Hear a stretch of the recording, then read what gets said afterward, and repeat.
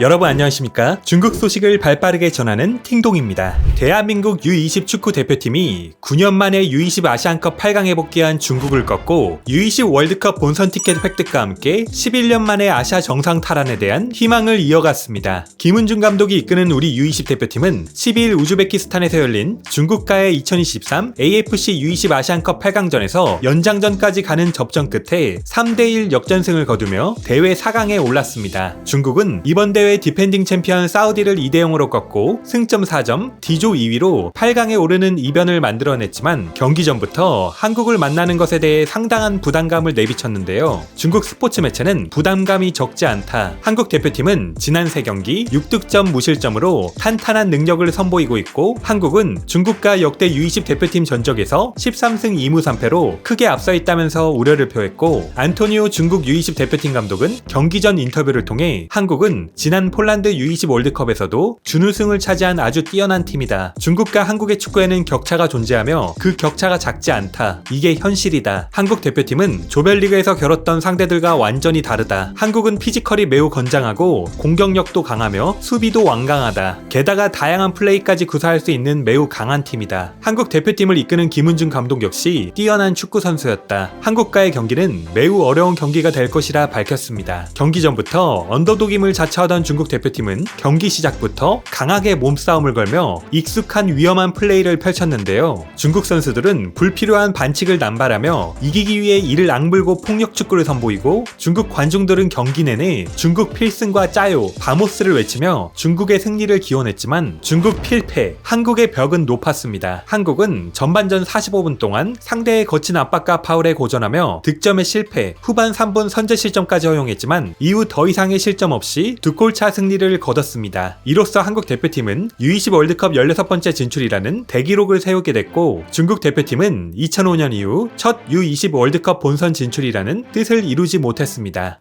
경기 후 중국 유명 해설위원 황젠샹은 이날 경기에 대해 연장 전반 2골을 내준 것은 심각한 체력 저하 문제로 도저히 버틸 수가 없어 보였고 전반적으로 한국에 비해 우리 선수들의 개인기, 기술적 특징, 종합적인 전술 수준 등 모든 방면에서 격차가 뚜렷해 보였다. 전방위적으로 뒤처져 있음을 반드시 인정해야 한다. 이번 대회 4경기를 모두 살펴보면 아시아에서의 중국 축구의 미래 위치는 1위에서 3위 사이, 순위로 따지면 9위에서 12위 사이가 될 것이다. 컵 대회에서 한두 경기 잘 치러서 8강에 진출하면 이변이 되는 이런 날이 시작되었다라며 크게 비판했습니다. 우리나라는 15일 오후 11시 개최국 우즈베키스탄과 결승 진출을 다툽니다. 그럼 계속해서 이번 경기에 대한 중국 누리꾼 댓글 반응 함께 보시겠습니다.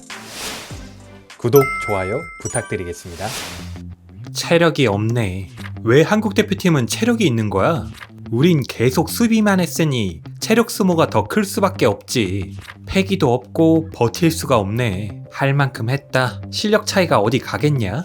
익숙한 레파토리네. 실력 차이가 너무 크다. 할 만큼 했다.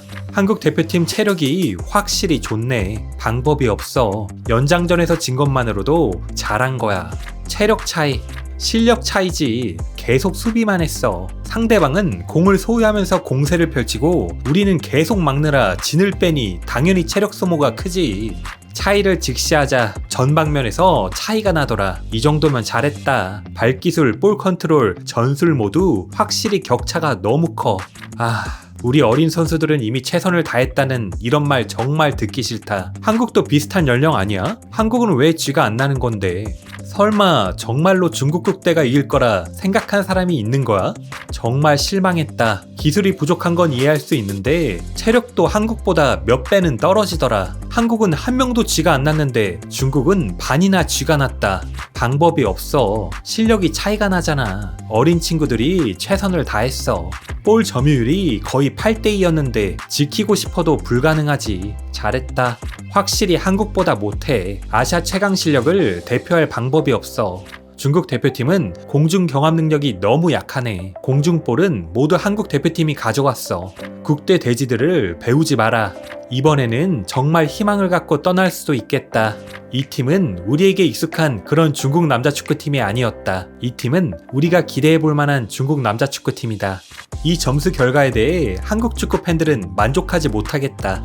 모든 방면에서 차이가 났어. 기본 체력조차 받쳐주지 않았고 좁은 공간에서 패스는커녕 아무런 목적도 없이 압박에서 벗어나려고 그냥 멀리 차기만 했어. 이 어린 친구들이 초심을 지켜서 닭백숙이 되지 않기를 바란다. 멀리 볼 것도 없이 한국과 일본을 열심히 배워라. 한국과 일본은 우리를 마음대로 가지고 논다. 잘했어. 졌지만 잘 싸웠다. 페널티킥에 대한 논란이 있었다. 안 그랬으면 이겼다. 3류 수준 명실상부하다. 잘했다. 한국을 연장전까지 끌고 갔잖아. 한국인은 어떻게 다리에 쥐가 안 나는 거야? 한국인들의 다리는 다른 인종이야? 국적을 버리면 우리 U20 대표팀 선수 중에 단 한 명도 한국 U20 대표팀에 들어갈 수 있는 실력이 없어. 중국 축구는 20년 동안 세계와 인연이 없었는데 10년 후에도 유소년 시스템이 이렇다면 40년 후를 기대할 수밖에 없을 거야. 한국 상대로 이 정도로 했다는 건 우리가 점점 강해지고 있다는 거야. 졌어도 쪽팔리지 않다.